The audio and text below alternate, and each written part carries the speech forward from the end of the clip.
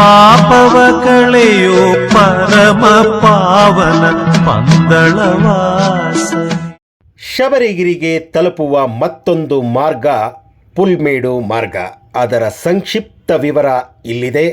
ಆ ವಿವರವನ್ನು ಮೊದಲಿಗೆ ಈ ದೃಶ್ಯವನ್ನು ಚಿತ್ರೀಕರಿಸಿ ಆ ಒಂದು ಮಾಹಿತಿಯನ್ನು ತಮಿಳು ಭಾಷೆಯಲ್ಲಿ ಕೊಟ್ಟಂತಹ ಆ ಮಹಾಸ್ವಾಮಿಗಳಿಗೆ ನಿಮ್ಮೆಲ್ಲರ ಪರವಾಗಿ ಸ್ವಾಮಿ ಶರಣಂ. ನಿನ್ನೆಯ ದಿನ ಪುಲ್ಮೇಡು ಮಾರ್ಗವಾಗಿ ಶಬರಿಮಲೆ ಯಾತ್ರೆಯನ್ನು ಮಾಡಿದಂತಹ ತಮಿಳುನಾಡಿನ ವ್ಯಕ್ತಿಯೊಬ್ಬರು ತಮಿಳು ಭಾಷೆಯಲ್ಲಿ ಅಲ್ಲಿನ ವಿವರಣೆಯನ್ನು ಸ್ಪಷ್ಟವಾಗಿ ತಿಳಿಸಿದ್ದಾರೆ. ಅವರಿಗೆ ಮೊದಲು ಧನ್ಯವಾದಗಳು.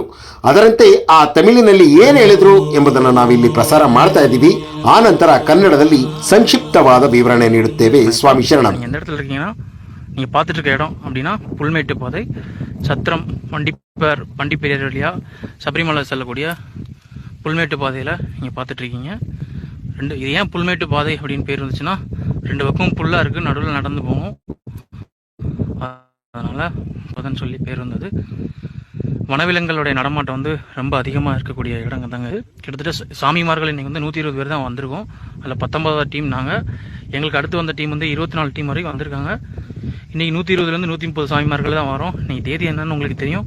நவம்பர் மாதம் 17ஆம் தேதி, அதாவது கார்த்திகை 2ஆம் தேதி 2024 வருஷம் உங்களுக்கு மண்டல பூஜையாக சபரிமலை சன்னிதானம் போயிட்டுருக்கோம். இதில் பார்த்தீங்கன்னா எப்படி பாதையை ரெடி பண்ணியிருக்காங்கன்னு பாருங்கள். கேரள வனத்துறை பார்த்து யானை இருக்கா இல்லையான்றதை பார்த்தேன். உங்களுக்கு பண்ணுறாங்க பாருங்கள். புல்லெல்லாம் எவ்வளோ ரம்மியமாக இருக்குது அப்படின்ட்டு. நம்ம மேலே மேகம் இருக்குங்க, நீங்கள் அழகாக நீங்கள் தொட்டுட்டு போயிடலாம். அந்த அளவுக்கு தான் நம்மக்கிட்ட மேக கூட்டங்கள்லாம் இருக்குது. சாமிமார்களோட எண்ணிக்கை கம்மியாக இருக்குது. பார்த்துங்க, ஒரு சாமி உட்காந்துருக்காரு, அங்கே ஒரு 5 சாமிமார்கள் இருக்காங்க. அந்த லாஸ்ட்டாக ஒரு 20 நான் கூட வந்துட்டு இருந்தால் 24ஆம் நம்பர் அந்த டோக்கன் உள்ள சாமிமார்கள் நடந்து வந்துட்டு இருக்காங்க. அங்கே எங்கே குட்டைகள்லாம் தேங்கி இருக்குது பாருங்கள். அதில் தான் வனவிலங்குகள் தண்ணி குடிக்க வரும்.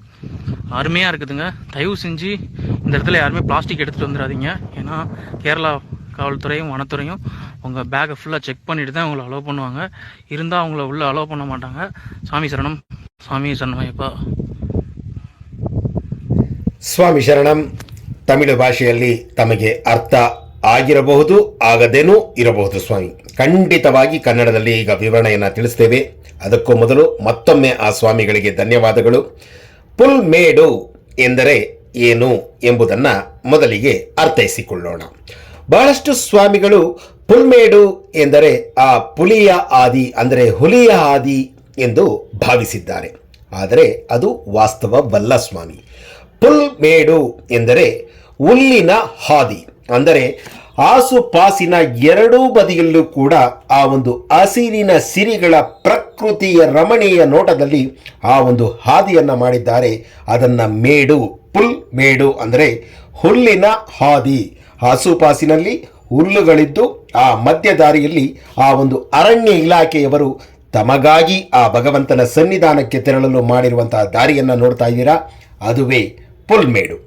ಈ ಪುಲ್ಮೇಡು ವಂಡಿಪೆರಿಯಾರ್ ಸತ್ರಂ ಆ ಮಾರ್ಗವಾಗಿ 16 ಕಿಲೋಮೀಟರ್ ದೂರದ ಶಬರಿಮಲೆಯ ಯಾತ್ರೆಯಾಗಿದೆ. ಇಲ್ಲಿ ಬಹುಮುಖ್ಯವಾಗಿ ಆ ಪೆರಿಯಾರ್ ರಿಸರ್ವ್ ಏನಂತ ಹೇಳಿದಿರ, ಹುಲಿ ಸಂರಕ್ಷಕ ಅಂತ ನೀವೆಲ್ಲ ನೋಡಿದ್ದೀರಾ. ಅದರಂತೆ ಇದು ಕೂಡ ಕಾನನದ ಒಂದು ಹಾದಿಯಾಗಿದ್ದು, ಇಲ್ಲಿ ಆನೆಗಳು ಹೆಚ್ಚಾಗಿ ಓಡಾಡುವ ಆ ಒಂದು ಸಂದರ್ಭವಿರುವ ಇದರಿಂದ ಆ ಒಂದು ಅರಣ್ಯ ಇಲಾಖೆಯವರು ಬಹಳ ಸುರಕ್ಷಿತವಾಗಿ ತಂಡವಾಗಿ ಆ ಒಂದು ಪುಲ್ಮೇಡು ಮಾರ್ಗವಾಗಿ ಯಾತ್ರಿಕರನ್ನು ಬಿಡ್ತಾರೆ. ಒಬ್ಬೊಬ್ಬರನ್ನೇ ಖಂಡಿತವಾಗಿ ಬಿಡೋದಿಲ್ಲ. ಒಂದು ತಂಡವಾದ ನಂತರ ಅವರಿಗೆ ಒಂದು ಟೋಕನ್ ನಂಬರನ್ನು ಕೊಟ್ಟು ಆ ಟೋಕನ್ ಮೂಲಕ ಬೆಳಗ್ಗೆ 7 ಗಂಟೆಯಿಂದ ಮಧ್ಯಾಹ್ನ 2 ಗಂಟೆಯವರೆಗೂ ಕೂಡ ಆ ಪುಲ್ಮೇಡು ಆದಿಯಲ್ಲಿ ಆ ಭಗವಂತನ ಕಾಣಲು ನಮಗೆ ಅನುಮತಿಯನ್ನು ಕೊಡ್ತಾರೆ.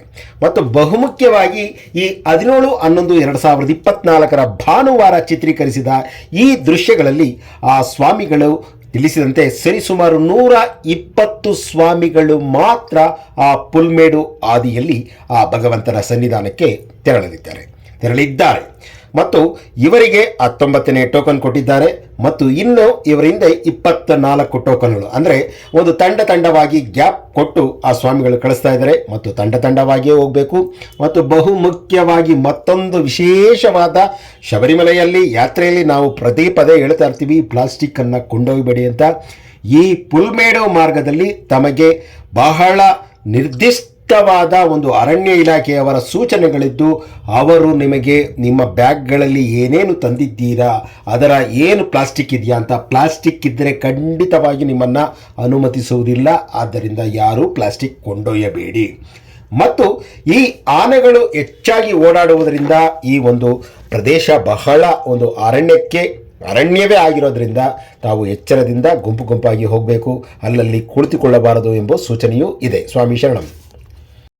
ಕಟ್ಟುನಿಟ್ಟಾದ ಆ ಒಂದು ಸೂಚನೆಗಳನ್ನು ಪಾಲಿಸಿಕೊಂಡು ಅರಣ್ಯ ಇಲಾಖೆಯವರು ಯಾವ ನಿರ್ದೇಶನಗಳನ್ನು ನೀಡುತ್ತಾರೆ ಅದನ್ನೂ ಪಾಲಿಸಿಕೊಂಡು ಈ ಪ್ರಕೃತಿಯ ರಮಣೀಯ ನೋಟವನ್ನು ಸವಿಯುತ್ತಾ ಸ್ವಾಮಿಯೇ ಶರಣಮಯ್ಯಪ್ಪ ಎಂಬ ಶರಣಘೋಷವನ್ನು ಸ್ವಾಮಿ ಶರಣಂ ಅಯ್ಯಪ್ಪ ಶರಣಂ, ಅಯ್ಯಪ್ಪ ಶರಣಂ, ಸ್ವಾಮಿ ಶರಣಂ, ಭಗವಾನ್ ಶರಣಂ, ಭಗವತಿ ಶರಣಂ, ಭಗವಾನೇ ಭಗವತಿಯೇ ಎಂಬ ಶರಣಘೋಷವನ್ನು ಉಚ್ಚರಿಸುತ್ತಾ ಎಲ್ಲಿ ಆ ಮೋಡವನ್ನು ನಾವು ಸ್ಪರ್ಶಿಸಬಹುದೋ ಎಂಬ ಅಷ್ಟು ಒಂದು ಕ್ಲಿಯಾರಿಟಿ ಪಿಕ್ಚರ್ನೊಂದಿಗೆ ಆ ಒಂದು ಆಕಾಶದ ನೀಲಿ ವರ್ಣದ ಆ ಒಂದು ಸವಿಯನ್ನು ಸವಿಯುತ್ತಾ ಆ ಭಗವಂತನ ಸನ್ನಿಧಾನಕ್ಕೆ ತೆರಳುವಂತಹ ಮಹೋನ್ನತವಾದ ಮತ್ತೊಂದು ಆ ಸ್ವಾಮಿ ಅಯ್ಯಪ್ಪನ ಪಥ ಅಂತಲೇ ಹೇಳಬೇಕು. ಆ ಭಗವಂತನ ಪುಲ್ಮೇಡು ಆದಿಯನ್ನು ತಾವೀಗ ನೋಡ್ತಾ ಇದ್ದೀರಾ. ಈ ಪುಲ್ಮೇಡು ಆದಿಯಲ್ಲಿ ನಾನು ಈಗಾಗಲೇ ತಿಳಿಸಿದ್ದೀನಿ, ಇದು ಅರಣ್ಯ ಇಲಾಖೆಯವರು ಮಾಡಿರುವಂತಹ ದಾರಿ. ಈ ದಾರಿ ಯಾವ ಸಂದರ್ಭದಲ್ಲಿ ಅವರು ನಿಮಗೆ ನಿರ್ದೇಶನ ನೀಡಿರ್ತಾರೆ ಆ ನಿರ್ದೇಶಗಳನ್ನು ಪಾಲಿಸಲೇಬೇಕು. ಮತ್ತು ಕುಡಿಯುವ ನೀರಿಗೂ ಕೂಡ ತಾವು ಬಹಳಷ್ಟು ಎಲ್ಲಿ ಒಂದು ಅರಣ್ಯ ಇಲಾಖೆಯವರೇ ನೀಡ್ತಾ ಇರ್ತಾರೆ, ಆ ಅರಣ್ಯ ಇಲಾಖೆಯವರು ಒಂದು ಸತ್ರಂ ಮಾರ್ಗವಾಗಿ ಸಾಗುವಾಗ ಕೆಲ ಒಂದು ದೂರದ ಕ್ರಮಿಸುವವರೆಗೂ ನೀರನ್ನು ನೀಡ್ತಾರೆ, ಗಂಜಿ ನೀಡ್ತಾರೆ. ಮತ್ತು ಆ ನಂತರ ನೀರು ಈ ಒಂದು ಪ್ರದೇಶದಲ್ಲಿ ದೊರಕುವುದಿಲ್ಲ.